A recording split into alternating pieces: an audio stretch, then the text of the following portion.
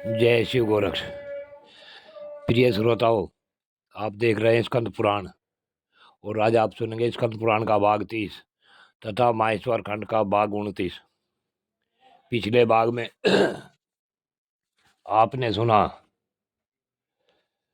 कि भगवान शिव सभी अज्ञानियों और ज्ञानियों के लिए बराबर उपलब्ध हैं तथा भगवान शिव ने अपनी कृपा से एक चांडाल को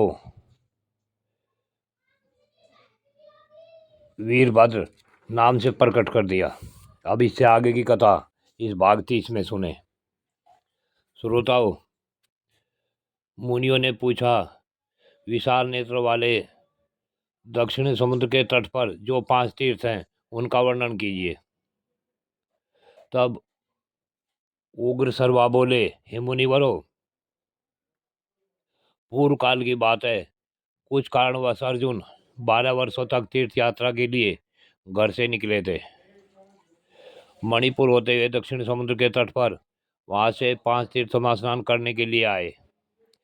वे तीर्थ ये हैं जिन्हें उस समय भय के मारे तपस्वी लोग स्वयं भी छोड़कर जा चुके थे और दूसरों को भी वहां जाने से मना करते थे।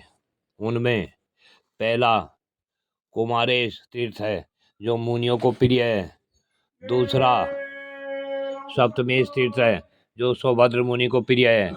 तीसरा वर्केश्वर तीर्थ है जो इंद्र पत्नी सची को प्रिय लगता है और बहुत उत्तम है। चौथा महाकालेश्वर तीर्थ है जो राजा करंदम को अधिक प्रिय है। इसी प्रकार पांचवा सिद्धेश नामक तीर्थ है जो महर्षि भारद्वाज को विशेष प्रिय है। कुरुश्रेष्ठ अर्जुन ने इन 5 तीर्थों का दर्शन किया जिन्हें तपस्वियों ने त्याग दिया था। वास्तव में 5 तीर्थ महान पुण्य के जनक थे। अर्जुन ने नारद आदि महामुनियों का दर्शन करके उनसे पूछा, हे महात्माओं, ये तीर्थ तो बड़े ही सुंदर और अद्भुत प्रभाव से युक्त हैं, तो भी ब्रह्मवादी मुनियों ने सदा के लिए इनका परित्याग क्यों कर दिया है? तब तपस्वी बोले, इन तीर्थों में 5 ग्रह निवास करते हैं जो तपस्वी मुनियों को जल में खींच कर ले जाते हैं, इसलिए तीर्थ त्याग दिए गए हैं। यह सुन महाबाहु अर्जुन ने समुद्र के तट पर उन तीर्थों में जाने का विचार किया। तब उनमें तपस्वी महात्माओं ने कहा, हे अर्जुन, वहां तुम नहीं जाना चाहिए। ग्रहों के बहुतेरे राजाओं और मुनियों को मार डाला है। तुम तो 12 वर्ष तक अनेक तीर्थ में स्नान कर चुके होंगे, फिर इन 5 तीर्थों में तुम्हें क्या लेना है? दीप शिखा पर जल मरने के वाले पतंगों की भांति इन तीर्थों में प्राण देने से क्या लाभ? अर्जुन ने कहा, हे मुनिवर, आप लोगों का दयालु स्वभाव है।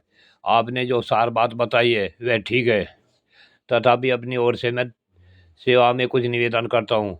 जो मनुष्य धर्मपरायण की इच्छा से कहीं जाता हो उसे मना करना महात्माओं के लिए उचित नहीं है। तपस्वी बोले, हे पार्थ, इस प्रकार धर्माचरण करते हुए तुम्हारी आयु बड़ी हो और धर्म में तुम्हारा अनुराग निरंतर बना रहे। जाओ, अपना मनोरथ सिद्ध करो। मुनियों के ऐसा कहने पर अर्जुन ने उन सबको प्रणाम किया और आशीर्वाद ले सौभद्र महर्षि के उत्तम तीर्थ में जाकर स्नान किया। इसी समय जल के भीतर रहने वाले महान ग्रह ने नरश्रेष्ठ अर्जुन को पकड़ लिया। महाबाहु अर्जुन बलवानों में श्रेष्ठ थे। वे जोर से पकड़ते हुए उस जलचर जीव को बाहर ले आए। जो ही उसे खींचकर वे बाहर लाए, वह ग्रह समस्त आभूषणों से विभूषित होकर कल्याणमयी नारी के रूप में परिणत हो गया। उसका रूप दिव्य था, वह मन को मोह लेने वाली थी। उस समय अर्जुन ने उनसे पूछा, हे कल्याणी, तुम कौन हो और जल में विचरने वाली मकरी का रूप तुम्हें कैसे मिला? ऐसा तुमने कौन सा महान पाप किया था? तब वह नारी बोली, ये कुरुश्रेष्ठ कुंती नंदन, मैं देवताओं के नंदन वन में निवास करने वाली अप्सरा हूँ। मेरा नाम वर्चा है। यहाँ मेरी 4 सखियाँ और हैं और सभी सुंदरी तथा इच्छा अनुसार गमन करने वाली हैं। एक दिन उन सबको साथ लेकर मैं देवराज इंद्र के भवन से चली और एक वन में पहुंचकर मैंने देखा कोई ब्राह्मण देवता अकेले एकांत में बैठकर स्वाध्याय कर रहे हैं।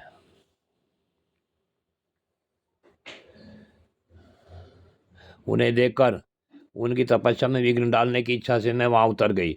मैं, शोरभेई, शामेई, बुदबुदा और लता सब एक ही साथ उस ब्राह्मण देवता के समीप पहुंची तथा गाती और खिलती उन्हें डुबाने की चेष्टा करने लगी।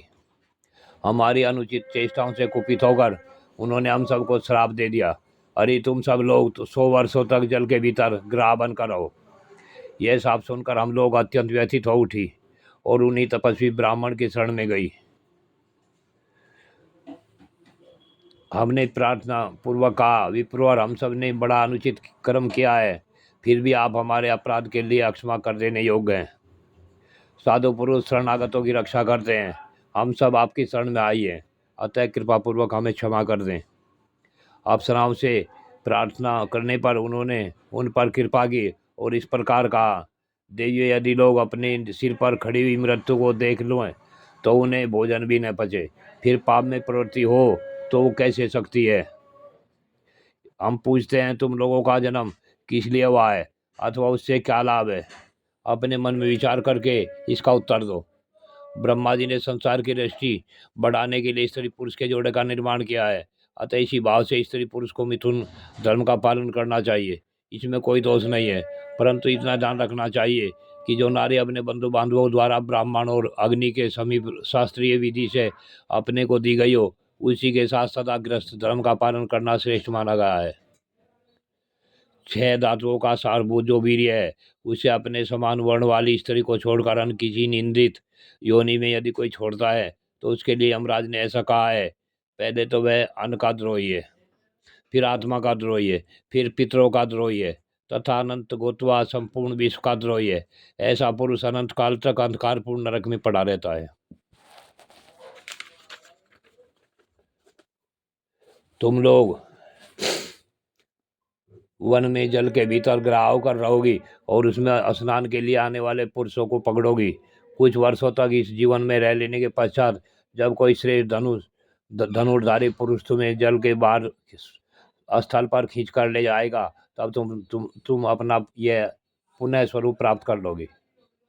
स्त्री बोली, तदंतर उन ब्राह्मण देवता को प्रणाम करके हमने उनकी परिक्रमा की और उस स्थान से दूर हटकर अत्यंत दुखित हो हम बड़ी चिंता में पड़ गई।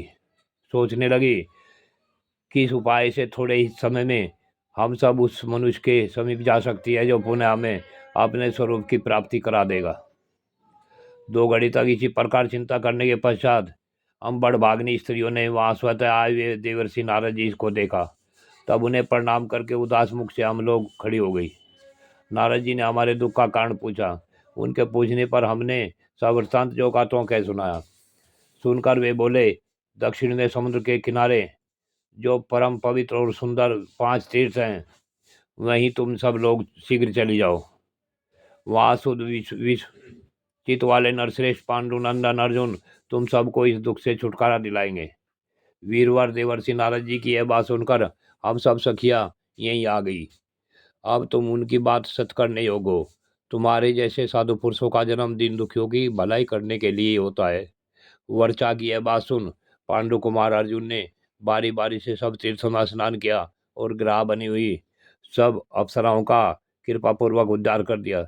तदंतर वे सब अप्सराएं वीर अर्जुन को प्रणाम कर तथा उन्हें आने को अनेक आशीर्वाद देकर आकाश में उड़ गई।